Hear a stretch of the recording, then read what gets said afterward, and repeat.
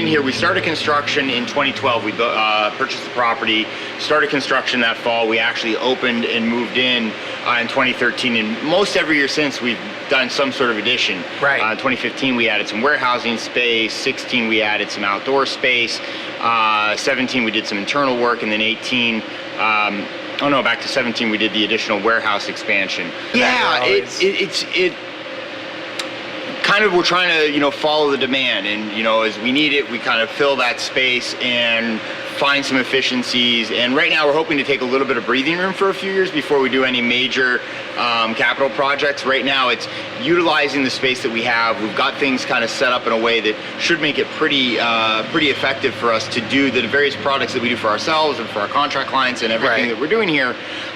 So right now we're really in the mode of just, really dialing in what we have. And so that's really what a lot of the focus has been, is taking on a couple new projects here and there, but really kind of perfecting what we're working on at this point. And yeah, so we're in that refinement mode.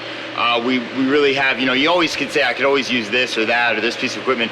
They'd all be nice, but we really do have the resources and tools and the space that we need to do what we're doing and what we're looking to do over the next several years. So right now it's kind of get into that focus mode, because every time you do a new project like that, it really does take some time, energy, and resources. Sure. So being able to just focus on what we're working on, what we're producing, whether it's our product, again, some of our client needs. We're actually in the process of clearing more fallow vineyard, hopefully this fall and possibly into the spring, so that we can expand our own grain production on site. So it's become more of a farm distillery, so we can truly go grain to glass on our own property, not just with our farm neighbor growing. Right now we're actually growing, so we have about 15 odd acres, I think, that actually was salvageable vineyard. So we actually do use the juice from that for our wine operation. Right. But we also have about 20 some acres that is in currently crop rotation with corn and then soybeans. So we use the corn in our bourbon whiskey and in our cream ale on the brewery side. We don't use the soybeans, but you have to rotate crops. Yeah, so that's great. Yep, we just keep it in crop rotation right now. And I would say, and to a degree, there's a bit of quote unquote figuring it out, but fortunately we've been in the beverage alcohol business for nearly 50 years now, with my father and my uncle starting first wine operation back in the early 70s. So in general, the business is not new to us.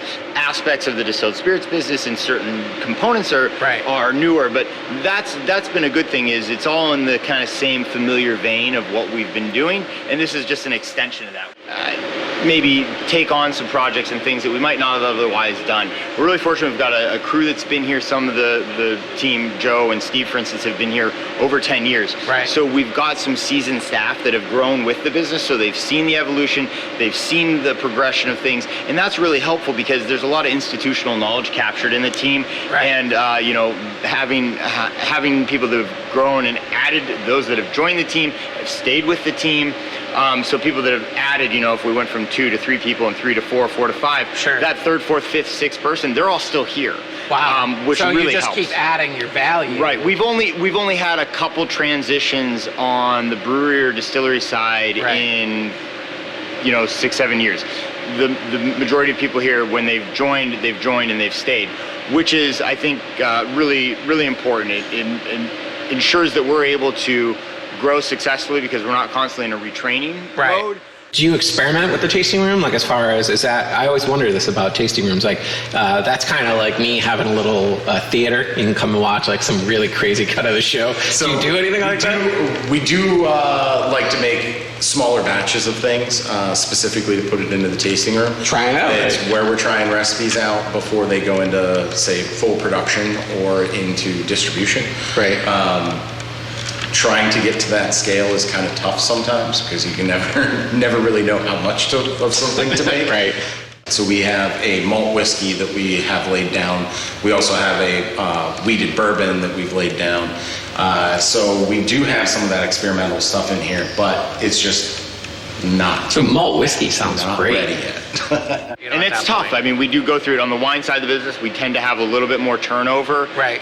In some areas of aspects, partly because on the wine side of the team, we have internationals that join us as assistant winemaking roles, and it's great because sometimes they grow and they have an opportunity to bounce. A lot of them have been nomadic to a degree in 3 or 4 continents over the past 4, 5, 6, 7 years. So they may stay with us for 1, 2 years. And progress on, but a lot of them impart some knowledge that's really helpful for us.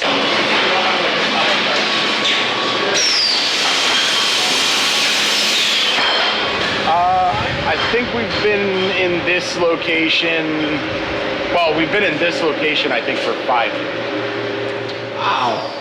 Oh, this is awesome. This is a great shot. It's a little messy right now. All right. It looks great, though. This room is actually significantly different.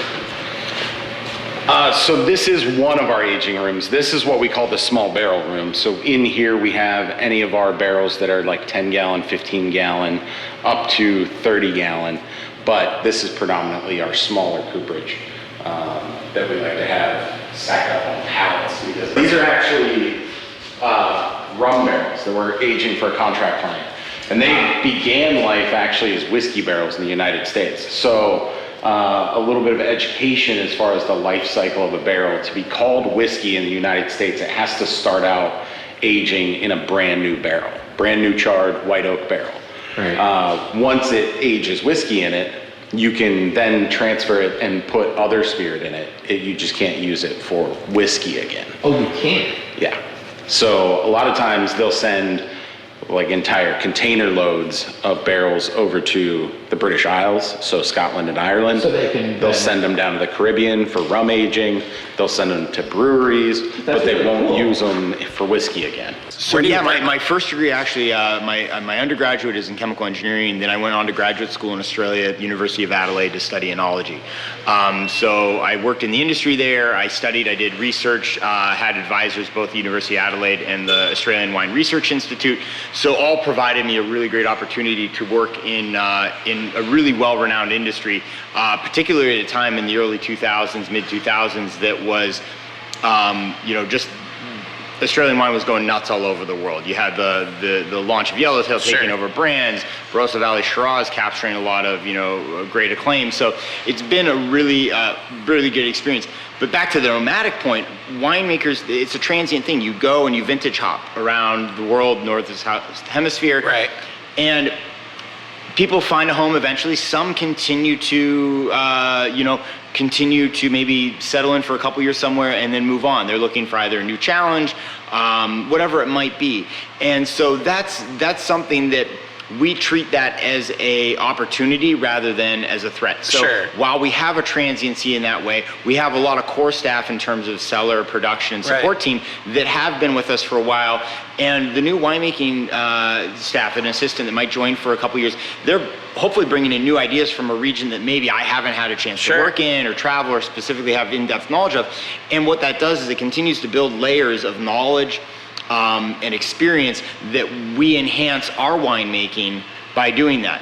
I think also just because there is the interaction between our winemaking team, our distilling team, our brewing team, because we do all three things, there's always this learning opportunity from not only brewer learning from other brewers, but learning from a winemaker and a distiller. How do they do things, and how does that influence the technique? How does it allow us to think about a process? And it may be something mundane that to a consumer you'd never find out about it, but in the back area of production, it actually matters. It helps improve the quality. It helps improve the efficiency.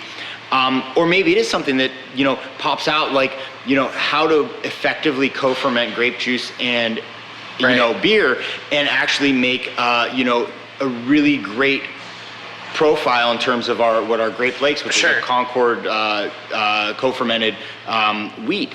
And that's the kind of thing that I think would maybe be more difficult without having that integration among the teams. So I grew up in the business. So my father and uncle founded the winery. And so we didn't branch out into distilling or brewing until I rejoined the business. So was that did you bring that to the... To a degree. It was, I got to give my father credit because he identifies and he's a great visionary. So he's as much to credit with that. I've probably had more to do with the execution, but he's as much, if not more so, to credit to say, hey, there's an opportunity here in terms of change of laws. I was overseas when this happened. So the quick funny story is, I decided I didn't want to stay in engineering. I love the work, I love the technical challenges, but I realized there was something about the family-run business and the opportunity to be your own kind of, maker of your own destiny, right? Right. It was appealing. And his advice to me, and I'll never forget it, and I think it's wonderful, was great. Go make mistakes with somebody else's money first. And so he sent me off. Dude, that's awesome.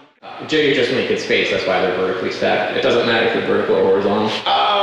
You get people arguing either way. Personally, they're just a lot easier to handle. Sure. Plus, custom racks for 15-gallon barrels are really expensive. Sure. Well, this is a really smart solution, right? Yeah. It's easier to forklift them around and shuffle everything when we have to. And they age just as well vertically as they do horizontally. I've never seen them this high. Usually you see that one or two. Well, I mean, we've got them 5 high out here. You guys are busy. Why am I not seeing barrels in other places? So barrels predominantly are used in like dry wine production specifically, and a lot of even the dry white styles that grow really well here, like Rieslings and Gruner Veltliner and a lot of the Germanic style white wines, they don't take very well to barrel aging. Yeah, the oak kind of can be a little too aggressive and you lose a lot of the more subtle characteristics of those grapes. So if you're doing something like big, robust reds, yes, you'll do a lot of barrel aging, right.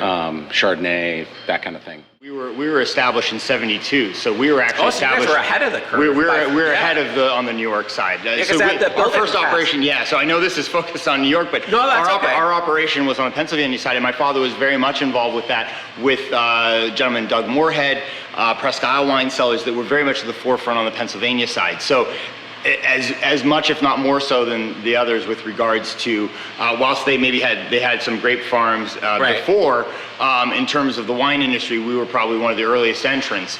And Doug, other than Doug at this point, one of the few remaining folks around in the industry that was at that. Was there at the beginning, right. Or near the beginning, very honestly. And we weren't the first. To be clear, we weren't the first in Pennsylvania, but within a couple years, we were established right after some of the first wineries. So we were the 7th in Pennsylvania. However, there's only a couple of those that are still in existence. So we were, or a few of the first 7 that are still in existence. So we were very much in the first class. Out of 300 plus wineries that exist today. Wow. It was before New York, and just slightly before. Right. They added their farm winery license. Right, that was in '76, right? Right, yeah. right. So it was a little while later.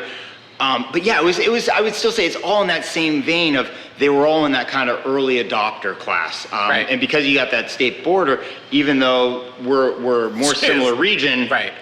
It's still a border, right? And there's still laws on the other side of the border that don't apply to the other one. Yeah. So everything in here is under 2 years old because we age everything now to 2 years plus. So everything in this room is all of the whiskey that we have that is less than 2 years old right now. So the 5 and 20 brand specifically was kind of launched when we built this location because it is kind of tied to the location itself because we are nestled between Route 5 and Route 20 in that sort of agricultural corridor that's historically fed all along the lakeshore. Right. Yeah. But it started as like a whiskey. Spirits in general, we don't just do whiskey. We do all kinds of spirits, and we launched the beer brand as well. We've at least done everything from vodka, bourbon, rye, gins, whether it's for our own brands or for our contract brands. But we have done a lot of different spirits. Right now on the shelf, we have everything from unaged fruit brandies to Applejack to all the different whiskeys. We have a few cordials. So we have our sticky fingers in a lot of different products, and it keeps it interesting.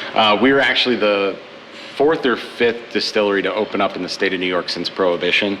So we got into the game pretty early, and we've been trying to grow ever since. So I joke around, but it is honestly true that we have legitimately had experience in just about every kind of spirit except for tequila. So really? So at one point, and is it a matter of finding out what works for you guys in a way, like as far as product lines that come and go, or have you stayed pretty stable with? Our own product line has changed over the years. So we actually, when we first started, we started out with only fruit brandies. So eau de vie, grappa.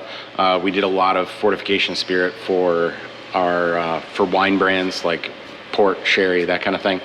But we really kind of came into our own when we started making grain spirits, the rye whiskey, bourbon, and now we've actually expanded that line to include new port finish rye, sherry finished rye.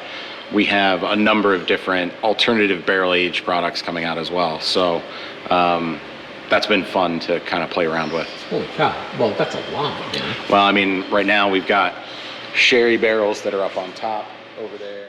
So we like to do a lot of secondary aging.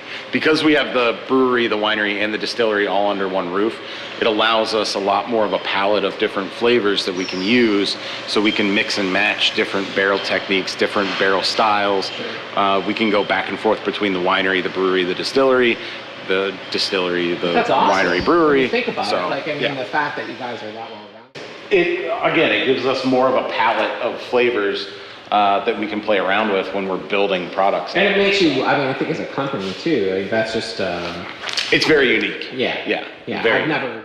Yeah, we do a little bit of everything. Now the beer, so was the beer something that you've gotten into recently, or is that? The beer brand, I think we launched 3 years ago, somewhere around there. No, my grandfather helped my uncle, my father. My uncle, my father actually started and incorporated while they were both still in college. Did they really? So they started before they graduated. My grandfather helped them with, construction, helped them, a little bit with, they used... Getting going. Right, they helped them getting going, and he helped with the, not just, okay, we're gonna hire somebody. I mean, they built the place. My father has actively been involved in the actual construction. I joke that he actually has more of a general contracting vein, and he just happens to like building wineries and distilleries or breweries. That's almost kind of what it seems to be. Right. But yeah, no, so I grew up in it. I didn't really know that I grew up. I worked in the business all throughout school. We would come back in the, even in college, we'd come back and help sometimes. Right. Didn't really know, again, like I said, I really had an interest and aptitude on the technical things, science, chemistry, etc., math, and that's where I was driven. But I decided to come back, and I think the reason I decided to come back, I give a lot of credit to my parents. They never forced. It was by, own volition. If you want to come back, there's a spot for you. If you don't, that's okay. I love that, because they have to give you that option, right? Well, I think if it's forced or it's your destiny, you got to do this, you got to come back. The pressure's there, and that doesn't lead to good results. So I'm vested in this because I want to be, not because I was told I had to. Sure. I could have easily gone and done something else because my father had kind of moved the business towards that way. He had two scenarios. He could exit and slow down. Or when I decided to come back, we reinvested and have added what we do, and we're, at this point we're about 6 times the size of what we were about a little over a dozen years ago now when I joined. Closer to 15 now. So the company's grown. We're tackling things that we never, did before, distilling things that we didn't even anticipate doing at that point, a brewery, and doing things in terms of distribution and products and things on the contractual side that I don't think any of us imagined. The joint effort with Timberfish here in terms of being an active partner with a sustainable effort to take our byproduct, not our waste, our byproduct from the brewing distilling operation, to use that to not only do it here on site, but to develop a technology that can be utilized anywhere in the world to use brewery, distillery, winery, food waste more generally to create a valuable protein food stream and food source is something that to me is really interesting, because that's a whole nother dynamic beyond we're just a producer and purveyor of, adult beverages. Sure, but what I love, I just learned about that. Also, the technology you're using is like proprietary. Oh yeah, there's multiple patents on the I didn't know technology. that. Yeah, absolutely. Oh, okay. No, the technology for I just read the Timberfish- sign out there, but I didn't realize it was like. Oh, it's so yes, there's recirculating aquaculture. People have fish farms. This is a very different approach, and it's kind of in the weeds and very technical, but Jerry, who's the mastermind and the brains behind it and the lead on this partnership, he's the one that developed this, but it is a unique technology that can be applied in a number of areas. But he's from Westfield originally, lives up in Amherst outside of Buffalo, and it was kind of serendipitous. We met at a zoning meeting prior to building. He was there for for some purposes as well. We hit it off. My family with Jerry as well as some of the other partners, and there was a philosophical alignment. And so the opportunity to do something here in the community that he came from, a community that we're invested in, was just a natural fit. And so that for us is really exciting. But the technology itself, it's not just about doing something here on site. The site here is really to demonstrate commercially something that he had worked on for decades in terms of developing and vetting the technology. It's patented. The goal is to now move that up into a scale commercially viable and deploy large-scale installations anywhere around the U.S. or the world. So we're working on partnerships, investment to do that. And so that's really what's neat is it's more than just about putting some solar panels up on and not knocking any of that. No. More than just doing something like that and saying sustainable. Sure. This is something that really has an amazing potential impact with regards to our food systems in the future. You talk about, and this is like totally not brewery, distillery, winery related at all, but it's really something that we value in terms of thinking about, okay, fisheries are overfished. We have a, resource problem in terms of agricultural land, monoculture. What we can do is we can now create seafood that is, heavy metal free, microplastic free, because it's grown in a system that is using food byproduct, food waste. And so it's safe. We're utilizing a stream that otherwise would just be costly to dispose of, treat, haul away, whatever it might be. Sure. And now creating something of a value-added product. And by doing that, we address a lot of issues. Part of the system is the timber and timberfish utilizes wood chips as a component of the system. Now suddenly, wood lots that have typically no agricultural value unless you clear them. Sure. Now, lots that are undulating, that are wooded, they have there's an incentive to sustainably manage those woodlots because they can actually contribute to agricultural production in this regard. So there's a really great crossroads of what we're doing here and what Jerry's technology is to kind of demonstrate to people and partners. And we actually have a demonstration system that's on a trailer that has traveled around to a number of spots and colleges in the East and universities in the East to demonstrate the technology. It's gotten people excited about partnerships, about and helping us bring that to a larger scale fruition.